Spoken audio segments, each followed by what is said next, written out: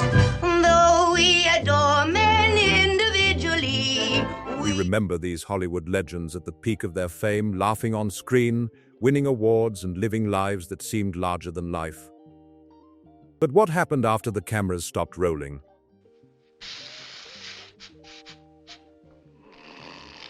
From Larry Fine of the Three Stooges and Singin in the Rain star Donald O'Connor to Mary Poppins icon Glynis Johns, Virginia Mayo and Elsa Lanchester, their final chapters were far different than most people imagine. Some found peace in retirement communities built for Hollywood stars, while others quietly spent their last years in nursing homes surrounded by family, friends, and lifelong memories. But are we? No. Definitely no. Positively no. Decidedly no. Today, we'll uncover the heartfelt final journeys of 15 legendary actors and why their last chapter may be the most inspiring story of all. Before we begin, subscribe to Sterling Legends for more untold stories from Hollywood's golden age. These are the stories that matter. Stay with us. Gotta have a mixing bowl. Oh, let's see. Too small. This'll be Number 1. Larry Fine. Think about what Larry Fine's job actually was for nearly 50 years.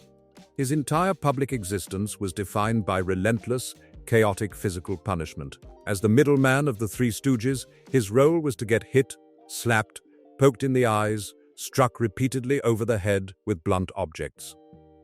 It was slapstick taken to an absolutely punishing extreme. His job required immense stamina, precise timing, and a willingness to absorb genuine physical damage day after day, year after year. So there's a profound contrast in imagining him confined to a wheelchair, his left side completely paralyzed, living his final years in a quiet room at the Motion Picture Country House in Woodland Hills, California in 1970. A severe stroke forced him out of the act. That single moment ended his career absolutely. After 5 decades of relentless physical comedy, he couldn't continue.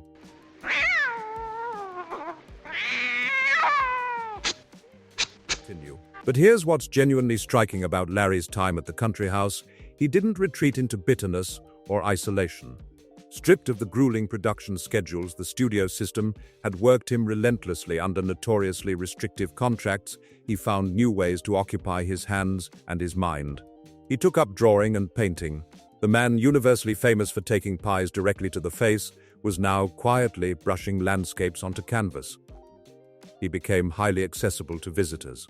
Fans would frequently visit him at the facility, and he genuinely welcomed the company.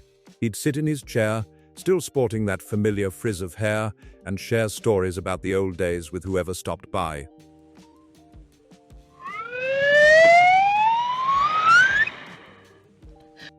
The country house wasn't a place where Larry went to hide from the world. In a way, it was the first time in his entire adult life that he actually got to sit still. To breathe.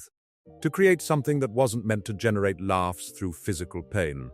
He stayed there until his passing in January 1975, closing out a remarkably quiet final act for a man who'd spent his entire life generating relentless noise and chaos. mirror on the wall. Who's the fairest of them all? Number 2. Donald O'Connor. But are we? No. Definitely no. Positively no. Decidedly no. If you watch the Make Him Laugh sequence from Singin in the Rain, you're not simply watching a dance routine. You're watching a man push his biology to its absolute breaking point, running up walls, throwing backflips, taking brutal pratfalls on hardwood floors. He made an intensely punishing physical performance look completely effortless, like it cost him nothing, like his body was simply cooperating with his artistic vision. The deception inherent in Golden Era movie musicals is staggering. The studio cameras captured these performers at their absolute physical peak and froze them in celluloid, while hiding the immense toll the work took on their joints, their lungs, their hearts. Documented fact, O'Connor was smoking heavily during that number. He pushed himself so hard during filming that he was hospitalized for exhaustion immediately after they finished. Hospitalized for exhaustion from dancing. As the decades passed, that athletic body that once seemed to defy gravity predictably began to wear out. O'Connor faced a long series of cardiovascular issues, the cumulative damage from decades of high-impact physical performance. Eventually, he underwent quadruple bypass surgery in the 1990s. By the early 2000s, his declining health required a level of round-the-clock medical attention that couldn't be managed at home. He spent his final days under the care of the Motion Picture and Television Fund Hospital in Woodland Hills. There's a stark visual dissonance in imagining one of cinema's most kinetic, hyperactive performers confined to a care facility. We're so conditioned to seeing him in perpetual motion that imagining him immobile feels almost unnatural. But looking closely at his transition into assisted living offers a different perspective. The MPTF facility provided something he'd never had, a quiet, shielded environment where he was no longer expected to perform, to entertain, to push through physical pain for an audience. He passed away there in 2003 at the age of 78 due to heart failure. It was the slow, natural winding down of a man who had quite literally exhausted himself to give us some of the most energetic minutes ever captured on film. Number 3. Glynis Johns. Though we adore men individually, Glynis Johns achieved something in Hollywood that is arguably more difficult than winning an Oscar. She simply outlived absolutely everyone else. When she passed away in early 2024 at the age of 100, she wasn't just a retired actress. She was one of the very last breathing, living connections to the classical studio era of both British and American cinema. An actual witness. A living archive. Most audiences immediately picture her as Mrs. Banks, the spirited suffragette from Walt Disney's Mary Poppins, marching through her Edwardian home in a sash. Others revere her for her stage work, where Stephen Sondheim famously wrote the iconic song Send in the Clowns, specifically for her distinct, breathy voice. She carried a sharp, highly intelligent energy that made her completely unique as a performer. Genuine wit, real presence. But the reality of living a full century is that the vibrant persona captured on camera in the 1960s stays frozen in amber, whilst the actual human being continues to age for another 6 decades. The screen preserves youth. Reality doesn't. Johns spent her final years at an assisted living facility in Los Angeles. When a person reaches that level of extreme longevity, moving into a care home is rarely a sign of sudden tragedy or Hollywood neglect. It's simply a practical human necessity. There's a specific kind of quietness that comes with living to 100. You inevitably watch your contemporaries, your directors, your former castmates slowly disappear. Her time in the Los Angeles care facility served as a long, peaceful epilogue to a massive, genuinely demanding career spanning decades. She required a structured environment with full-time care, a stark contrast to the chaotic film sets and Broadway stages she'd once commanded. But that's not tragedy. That's age. That's reality. There's no dark industry secret or abrupt collapse to dissect here. She lived out her final days comfortably situated just a few miles away from the very studios where she'd secured her legacy. In a business notorious for burning its talent out before they even reach middle age, sitting quietly in an assisted living home at the age of 100 is genuinely its own kind of quiet victory. Number 4. Norman Fell. Norman Fell had a very specific comedic trademark. He could look directly into the camera lens and convey a world of cynical, exhausted patience with just a slight smirk.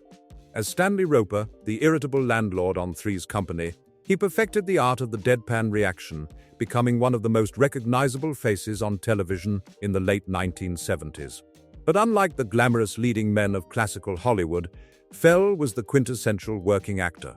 For over 2 decades, he bounced around television sets and film lots, playing detectives, neighbors, background heavies before finally landing the sitcom role that made him genuinely famous. It's easy to forget that television stardom in the 1970s was a fundamentally different beast than it is today. You could be beamed into millions of living rooms every single week, but as a supporting character actor, that didn't automatically translate to massive generational wealth. You were an employee.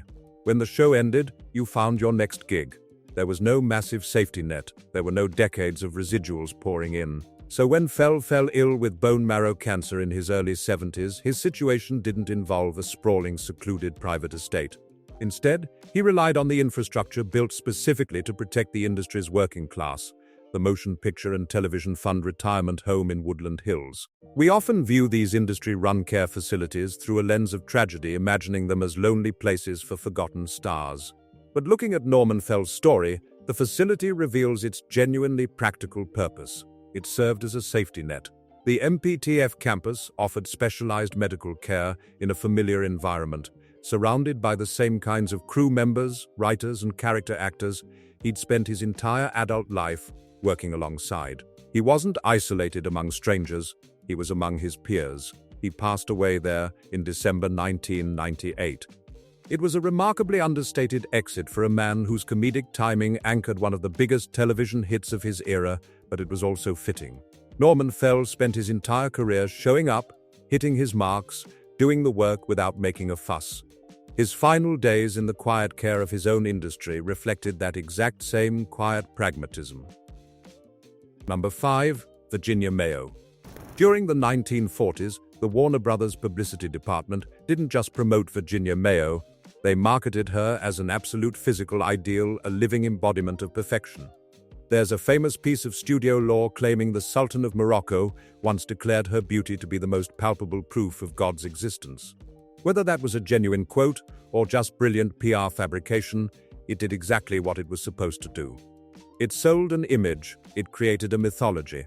As the quintessential Technicolor star, she was meticulously lit and photographed to look flawless, anchoring massive musical comedies and famously matching James Cagney's ruthless energy in the gritty noir white heat. The studio system operated heavily on the illusion of permanence. They designed their stars to look immortal. But celluloid doesn't age. Human beings do. When the contract era collapsed and the industry rapidly shifted in the 1960s, Mayo didn't engage in a desperate public clawback for her fading youth. As the roles dried up and she grew older, she simply let the industry go. Her transition out of the spotlight was gradual and natural, eventually leading her to a nursing care facility in Thousand Oaks, California, where she spent her final years. There's a profound contrast between being a globally recognized symbol of glamour and navigating the physical frailties of your 80s in a quiet suburban care center. For decades, her entire professional worth was inextricably tied to how she looked under a spotlight. Every inch of her appearance was scrutinized, insured, and managed by executives who treated her like a commodity. In the nursing home, that relentless pressure finally evaporated. The facility offered a shielded, private environment where she was no longer required to maintain the impossible standards of a mid-century movie star. She didn't have to be perfect anymore. She just had to be comfortable. She passed away in 2005 at the age of 84, following a period of declining health. Her story isn't a harsh fall from grace. It's a quiet reminder of time as the great equalizer. The silver screen kept her frozen in vibrant, youthful Technicolor, whilst the nursing home allowed her the dignity to simply be human. Number 6. Evelyn Keyes. Evelyn Keyes secured a permanent place in cinema history simply by being cast as Sue Ellen O'Hara in Gone with the Wind. For decades, she lived a life that was almost aggressively colorful. She navigated the rigid studio system, married volatile industry giants like director John Huston and bandleader Artie Shaw, and later wrote remarkably frank memoirs detailing the chaotic behind-the-scenes reality of Golden Age Hollywood. She was a woman defined by her sharp wit and her vivid recollections of an era that most people only knew through carefully crafted PR mythology. That makes her final chapter particularly difficult to process. In her later years, Keyes began suffering from Alzheimer's disease. The condition is ruthlessly democratic. It doesn't care if your memories are documented in film archives or celebrated by millions of fans. It slowly and systematically unspooled the very history she'd spent so much time writing about and preserving. As the disease progressed, she required a level of full-time specialized care that simply couldn't be managed independently. Like many of her contemporaries, she eventually relocated to the Motion Picture Country House in Woodland Hills. When the media discusses public figures developing Alzheimer's, it's usually framed as a dramatic, heartbreaking loss of self. But looking at her time at the country house offers a more grounded, practical perspective. The facility provided a secure, heavily monitored environment where Keyes was shielded from the intense confusion and physical vulnerability that accompanied severe cognitive decline. She was surrounded by a medical staff equipped to handle the specific daily demands of the disease rather than being left to navigate it alone in a private estate. She lived there for several years before passing away in July 2008 at the age of 96.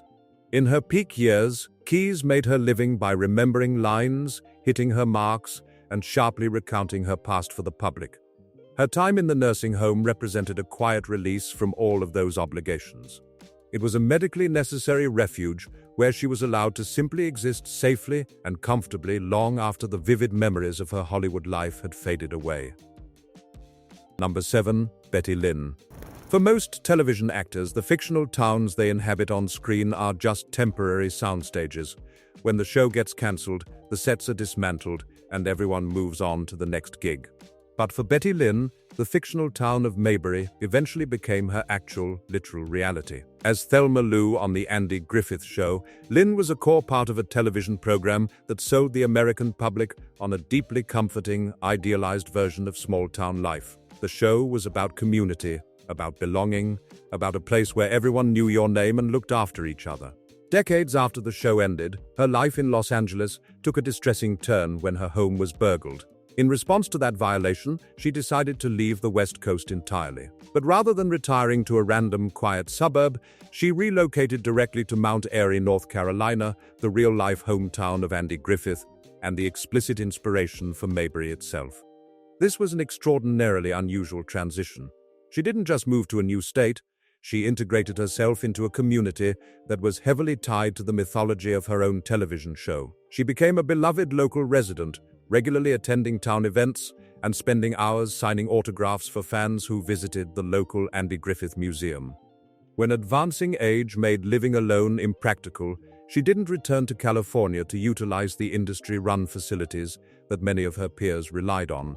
Instead, she moved into a senior care center right there in Mount Airy. Looking at her final years in that facility offers a very different perspective on the concept of a retirement home.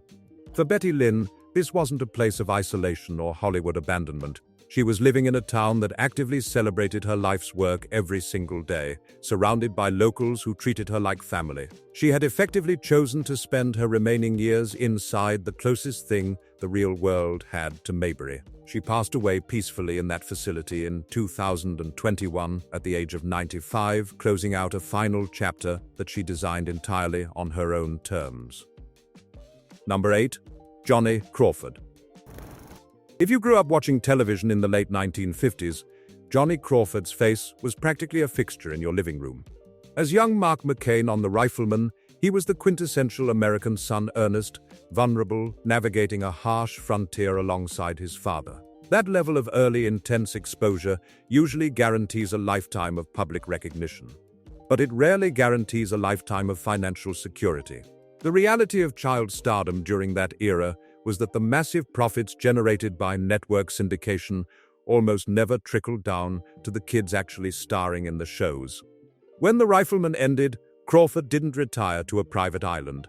He transitioned into a long, varied career, eventually finding a deep passion for leading a vintage 1920s-style dance orchestra. He kept working as a working musician and entertainer, not an actor living off endless residual checks. This financial reality became a genuinely pressing issue when Crawford was diagnosed with Alzheimer's disease in his later years. As his cognitive health declined, the need for round-the-clock supervision became unavoidable, and he was eventually moved into a specialized personal care home. But unlike some veteran actors who could quietly rely on vast private estates, Crawford's extensive medical care required serious external support. And here's where his time in assisted living diverges from the standard Hollywood narrative. When word spread about his declining health and the mounting costs of his facility, the response wasn't a bailout from studio executives. It was a mobilization of his fans and former child star peers. A crowdfunding campaign was launched, and the very people who'd watched him on black and white screens decades earlier stepped up to cover his bills. His time in the personal care home highlights a uniquely cyclical relationship between a performer and their audience. For years, Crawford provided a generation with entertainment and a sense of weekly comfort and routine. In the end, when his own memory began to fail and he desperately needed a secure, heavily monitored environment, that same audience pulled their resources to provide comfort for him. He passed away in April 2021 at the age of 75, resting in a facility that was literally sustained by the enduring affection of his viewers. Before we continue, a message. If this is resonating with you, subscribe. We're treating these people with genuine respect, not as nostalgia fodder or morbid entertainment, but as actual human beings. Subscribe and join us for the second half. The stories get even more remarkable. Number 9. Noel Neill. Playing the first live-action Lois Lane meant setting a template from absolute scratch. Before Noel Neill took on the role alongside Kirk Alyn and later George Reeves in The Adventures of Superman, there was no on-screen precedent for how a female comic book reporter should behave. She created the blueprint herself, sharp, highly professional, entirely unbothered by the fact that she was operating in a male-dominated superhero universe. She was never a damsel, she was a peer. Because she was attached to the Superman franchise, Neill secured a very specific kind of longevity. Science fiction and comic book fandoms operate differently than general movie audiences. They simply do not forget, they archive everything. They preserve history through obsessive devotion. When she eventually stepped away from the industry and moved out of Los Angeles to Tucson, Arizona, she didn't disappear into obscurity.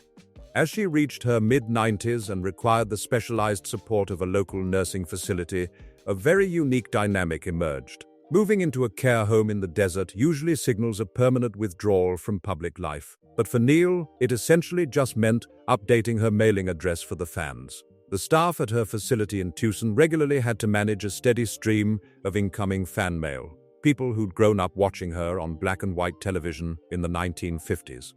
Along with younger generations who discovered her through decades of convention appearances, continued to write to her right up until the end. Her room in the nursing home wasn't an isolated space, it was an active connection point to thousands of people who still viewed her as an absolute icon. She passed away there in July 2016 at the age of 95. Her time in the facility highlights how certain roles can permanently tether an actor to the public consciousness. She didn't need to stay in Hollywood or rely on an industry-run care center to be remembered. The Arizona nursing home provided the practical daily medical support she needed, whilst the enduring loyalty of the comic book community ensured that her final years were spent surrounded by continuous, tangible affection. Number 10. Slim Pickens.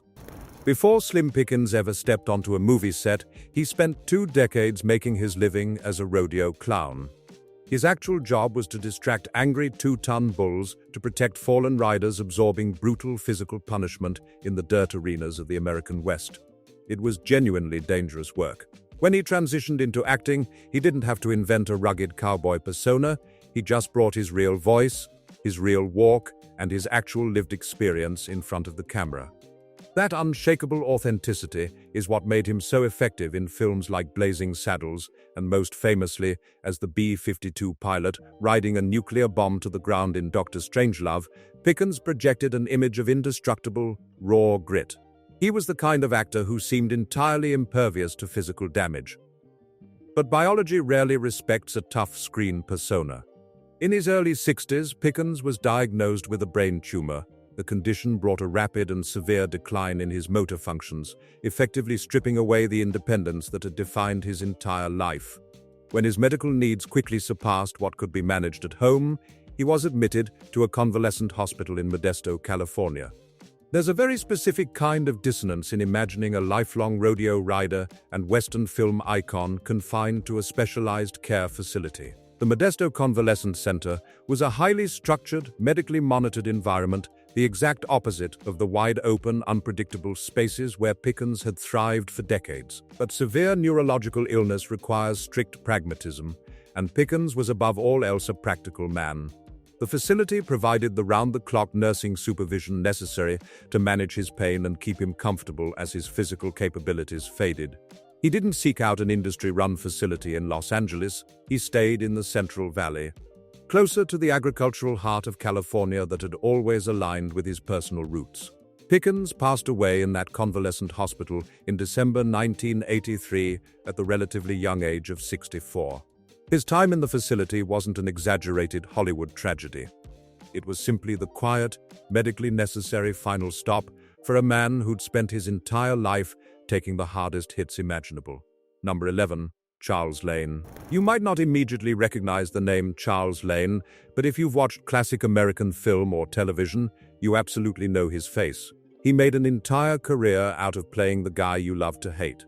Whether he was the ruthless rent collector in It's a Wonderful Life, an impatient judge, or a cynical bureaucrat, Lane was Hollywood's definitive, reliable sourpuss. He didn't just appear in a few classic projects. He amassed well over 250 acting credits across a staggering 60-year span. Character actors like Lane were the absolute mortar that held the studio system together.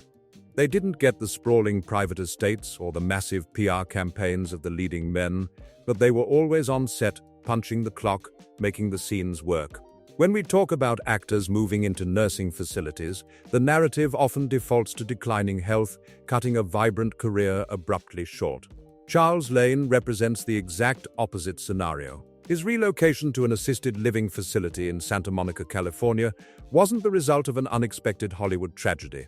It was simply the practical requirement of living past the century mark. Extreme longevity changes the dynamic of an assisted care home. For Lane, the facility wasn't a place of isolation. It was a secure, highly monitored environment that allowed him to safely navigate his hundreds. He remained notably sharp and remarkably unsentimental about his own legacy. He celebrated his 100th birthday in 2005 and was still granting coherent, on-camera retrospective interviews from his chair at the age of 101, casually discussing a film industry that had completely transformed around him several times over. When he passed away quietly in that Santa Monica facility in 2007, he was 102 years old. He was one of the very last living adults who had actively walked the studio lots during the 1930s. His time in the nursing home doesn't require any somber music or heavy dramatic reflection. It was simply the well-earned victory lap for a working actor who managed to outwork and outlive nearly everyone else in the business. Number 12. Elsa Lanchester. Elsa Lanchester only needed about 3 minutes of screen time in 1935 to permanently embed herself in global pop culture. With that towering electrified hair and her iconic bird-like hiss in Bride of Frankenstein, she became the definitive face of cinematic eccentricity. But unlike many monster movie actors trapped in a single genre, Lanchester built a massive 6-decade career out of playing delightfully odd, highly capable women. She had range. She had intelligence. She had genuine talent. Off-screen, her life was inextricably linked to her husband, the legendary actor Charles Laughton. Together, they were an institution, a brilliantly unconventional, deeply complex British couple navigating the highly structured social rules of mid-century Los Angeles. They were genuine partners, in all senses of the word. When Laughton passed away in 1962, Lanchester lost her primary anchor. But she didn't stop. She kept acting, kept writing, maintained her sharp, fiercely independent edge well into her later years. However, independence is a fragile thing when neurological realities set in. In her early 80s, Lanchester suffered a series of severe strokes. The damage restricted her mobility and completely compromised her ability to live alone. The sharp kinetic energy that defined her acting style was abruptly replaced by the need for intensive daily medical support. She eventually relocated to the motion picture country house in Woodland Hills. Her time in the facility highlights a very practical truth. Even the most fiercely independent personalities eventually require a safety net. For Lanchester, the country house wasn't a place of exile. It was an industry-run sanctuary equipped to handle the severe physical fallout of her strokes.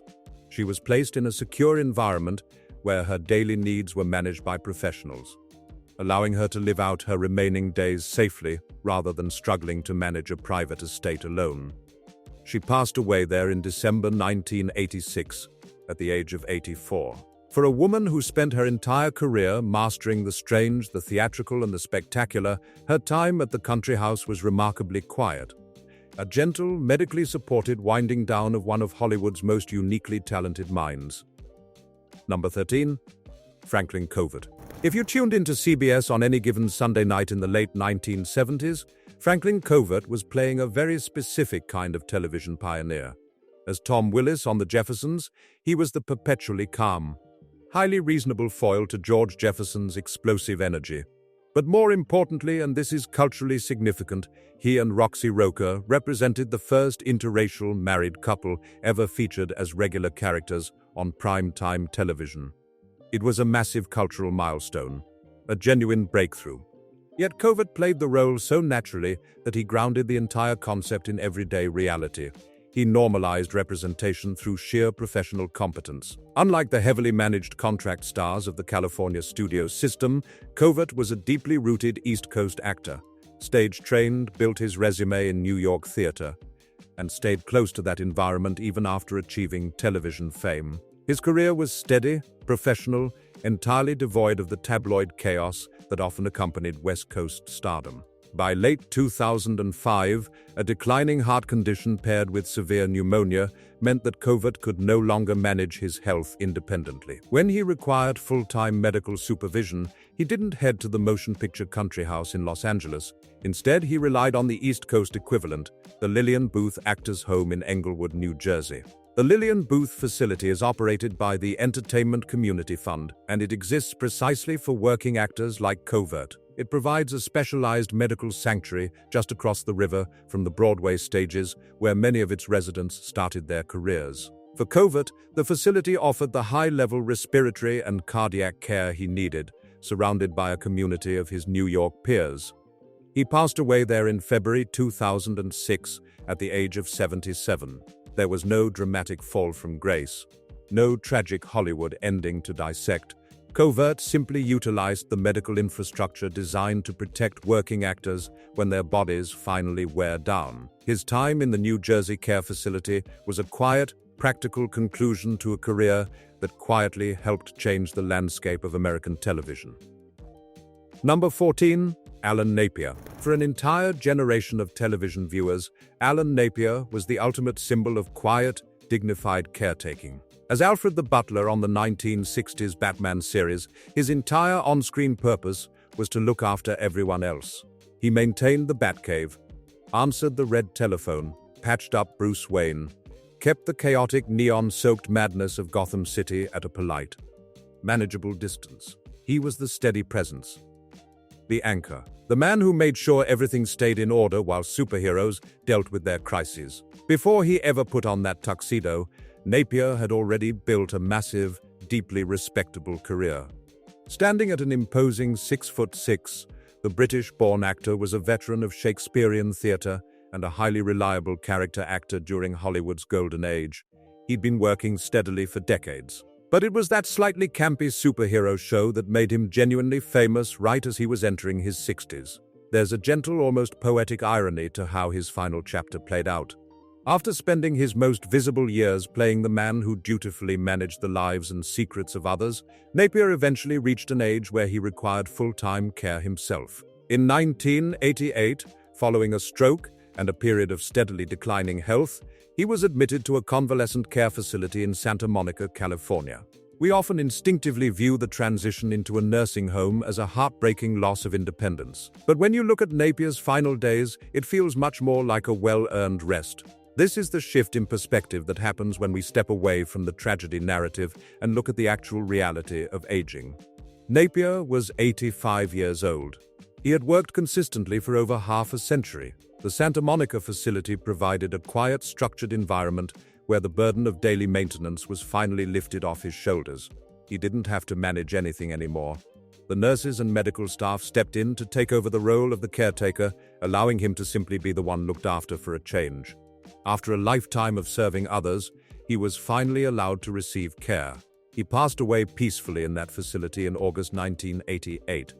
It was a remarkably quiet exit for a man who'd brought so much warmth to the screen. Finally, Frank Cady, the man who found his retirement in the real Mayberry of Oregon's Wilsonville.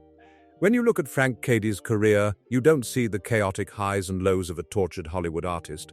You see a guy who found a great job, did it perfectly for years, and then happily walked away when he was done. As Sam Drucker, the eternally patient general store owner in Green Acres, Petticoat Junction and the Beverly Hillbillies, Cady was the grounded, sensible anchor in a television universe defined by absolute absurdity. He was steady, reliable, present. That steadiness seemed to translate directly into how he managed his life off camera. In an industry where aging performers often desperately cling to the Los Angeles spotlight, terrified of being forgotten, Cady took a completely different route. When he decided it was time to step back, he didn't linger on the fringes of the studio system. He and his wife simply left California and moved to Oregon to be closer to their family. Years later, as he navigated his 90s, Cady relocated to an assisted living facility in Wilsonville, Oregon. This brings us to the crucial point about how we view the end of an actor's life. We're so conditioned by Hollywood narratives to expect a dramatic third act, a sudden collapse, financial ruin, a bitter exile. But Frank Cady's time in a nursing home was the exact opposite of tragedy. It was just a sensible, comfortable living arrangement for a man who'd successfully reached the age of 96. At the Wilsonville facility, he wasn't surrounded by studio executives or publicists. He didn't need to be. He spent his final years reading, enjoying the company of his kids and grandkids, and quietly living out a retirement that he entirely controlled. He passed away peacefully in June 2012. Here's why he's the perfect person to close this list. His story proves that an assisted living facility doesn't have to be a symbol of industry abandonment or fading legacy. Sometimes it's exactly what it's meant to be: a safe, comfortable place where a person who's lived a full, productive life can rest with dignity. These 15 people didn't fade away into tragedy. They aged. They required care. They received it. And in their own ways, each one found a quiet grace in that final chapter. That's the real Hollywood story nobody tells. Thanks for staying till the end. Subscribe for more of these genuinely human narratives.